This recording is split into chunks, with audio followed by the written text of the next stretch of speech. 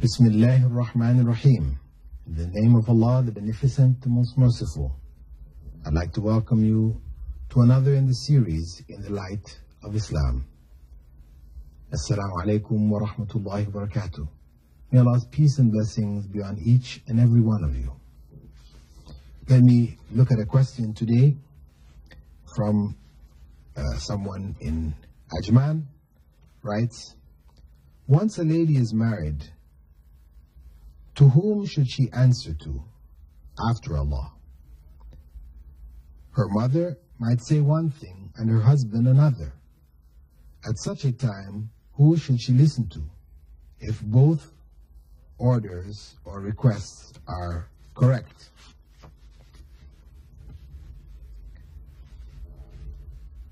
A woman married must obey her husband. This is a part of the contract of marriage. The contract of marriage involves a commitment on the part of the man to look after that woman.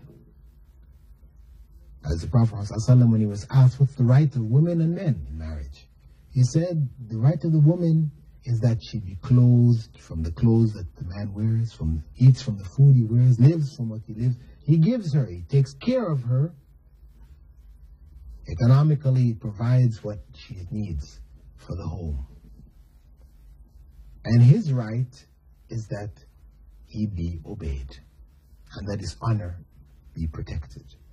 So, it's fundamental that she obeys him. So if she finds herself in a situation where her mother asks her to do something which is halal, permissible, her husband asks her to do something which is halal, permissible, then she must obey the husband over the mother. Of course, if what the husband is asking is not permissible, then she's not obliged. In fact, she should disobey him. Not only is she not obliged to obey him, she should disobey him. She should advise him that what he is requiring, what he's commanding is wrong, and as such she shouldn't obey. So though parents are put on a very high pedestal in Islam and they're to be obeyed, still once a person gets married in a marriage situation, precedence has to be given to the members of the family, that immediate family. The husband should give preference to his wife in terms of her needs in relationship to his family's needs, his parents, brothers, sisters, etc. And she should obey her husband over anyone else, except for Allah, of course, and His Messenger.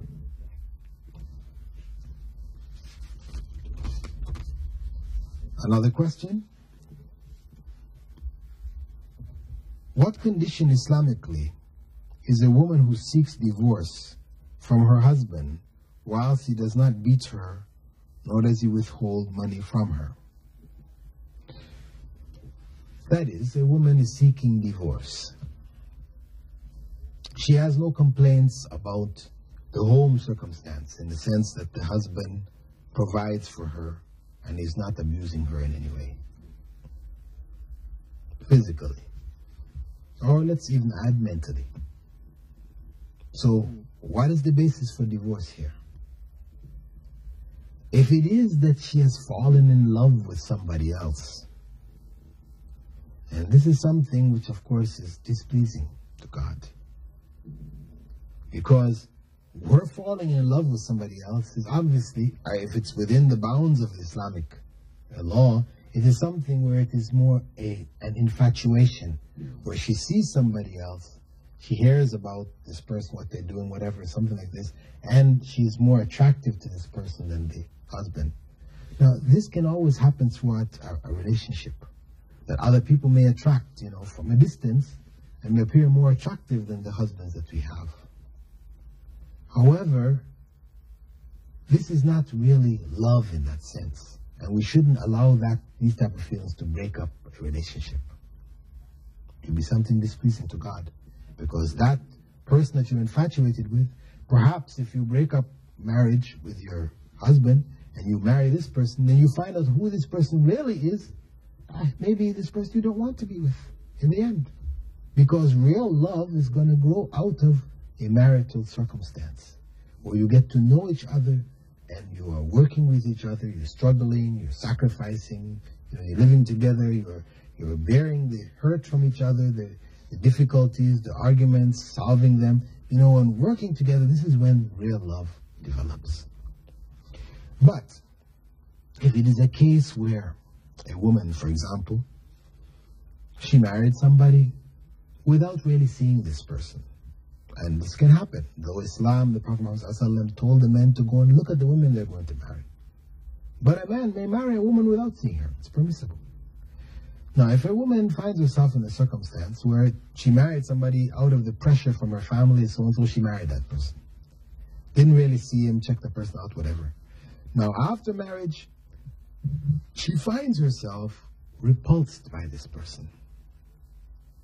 Repulsed to the point where it is affecting her own faith, causing her to do things which, Islamically not good. In such a circumstance, it is permissible for her to seek divorce. She cannot stand to be with this person. And it's better because the marriage circumstance, Allah said that He created this circumstance of husband and wife and put between them love, mawadda, and harmony, rahmah, and sympathy, and mercy. Now, if this is not there, if there's no love there, there's no mercy and good feelings of sympathy and compassion, etc., then that is not a good marriage. This is something which is destructive for both parts. They will end up harming each other. So in such circumstances, Islam says it's better for them to separate. And this is something which is recorded in Sahih Bukhari, where a woman came to the Prophet Muhammad, may God's peace and blessings be upon him, and said, my husband, and this is one of his companions, he said, my husband, I don't have any complaints about him with regards to his looking after me. He's taking full care of me. Or his religion. He's a good practicing Muslim. But I just can't stand him. Whenever I see him in a group of people, I find him to be the most repulsive. The Prophet, may God's peace and blessing be upon him, when he heard this, he told the woman, he said to her,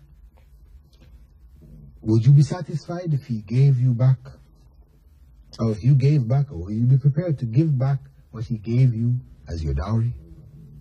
He had asked her what he gave. He said she told him that he gave her a garden, a area of cultivated fruits and so on. So she said, I will give him back twice that. He said, no, just give him back. And then he instructed the man to facilitate the separation. So a woman, where she finds herself in a circumstance where she can no longer stand to be with this person, Islam does not insist that she must stay with this person. Islam is reasonable. Feelings may change. Circumstances may be that it makes that relationship psychologically destructive. In such circumstances, Islam doesn't hold the woman to account. She can seek divorce. And she's not in any way sinful. With that, dear viewers, I'd like to thank you for being with us in this segment of the program, hoping that you'll write into us and share your views, your comments, your questions to me, Dr. Bilal Phillips, in the Light of Islam, Sharjah TV, P.O. Box 111. Or you may call, I'd like to hear from you, in Dubai at the Islamic Information Center, 358-190. And with that, I bid you all farewell. Wassalamu alaikum wa rahmatullahi wa barakatuh.